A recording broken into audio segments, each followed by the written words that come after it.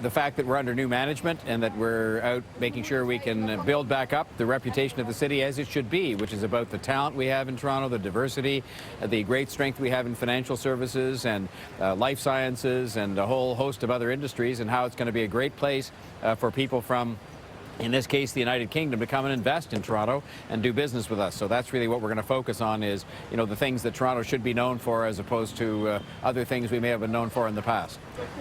Well, I can tell you that Councillor Michael Thompson and I met this morning with the British Minister of Transport, the Secretary of State for Transport, and he spoke very highly of Mr. Byford, who he knew, and he's, of course, British, Mr. Byford is originally. And what we talked about, though, was, you know, for example, how important it is for politicians here or there not to change their mind, you know, when they get a decision taken on a piece of transit that has to be built, because we know, and they know here, we know in Toronto, how long it takes to get these projects done.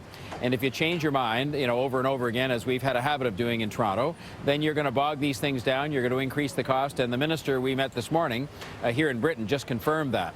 He also talked to us about how much the value of land goes up when you build transit, and how you should make sure you take that into account in order to make sure, shall we say, that those who own and develop that land would help us to pay for the cost of that transit, since they benefit ultimately from building it. So we learned those two things and several others from meeting the Secretary of State for Transport just this morning. We're having a large reception tonight. Councillor Thompson and I and the Canadian High Commissioner Gordon Campbell are hosting a reception for a very large number of British business people, and they tell me that one of the topics that will be very much on the agenda, since I guess I'm the first you know, Canadian elected official to appear on the scene here, as it were, since the election, will be answering for that.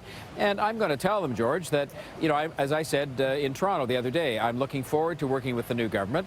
You know, you take these elections as they come. This government, this government to be, and this Prime Minister to be, have made a great many commitments about building up cities in Canada, including Toronto, when it comes to transit and when it comes to affordable housing. And that is music to my ears, because we need that help to keep our housing in proper repair, to get more transit built sooner, and to repair our social housing. And so, you know, I'm looking forward to working with them in that context. And, you know, I think my job as the Mayor of Toronto is to work with whatever governments are elected provincially and federally to get things done for people. And I would tell that to the people tonight who will ask me about it, because I'm told they're going to.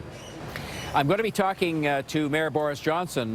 Councillor Thompson and I are going to see Mayor Boris Johnson, the Mayor of London, who a lot of people know for a lot of his different activities. He's a well-known character, and he's been the mayor, and he's confronted, of course, all of these issues. Traffic congestion is, if anything, I'd say maybe a bigger problem, or as big as it is in Toronto. The need for more public transportation, and he faces a debate here, as is the case in many cities, with respect to technology and things like Uber and how that affects the taxi industry and ground transportation. And so, yes, we're meeting with Mayor Johnson tomorrow, and I'm looking forward to having a discussion with him about Uber, since he's been confronting exactly the same set of circumstances here in London as we do in Toronto.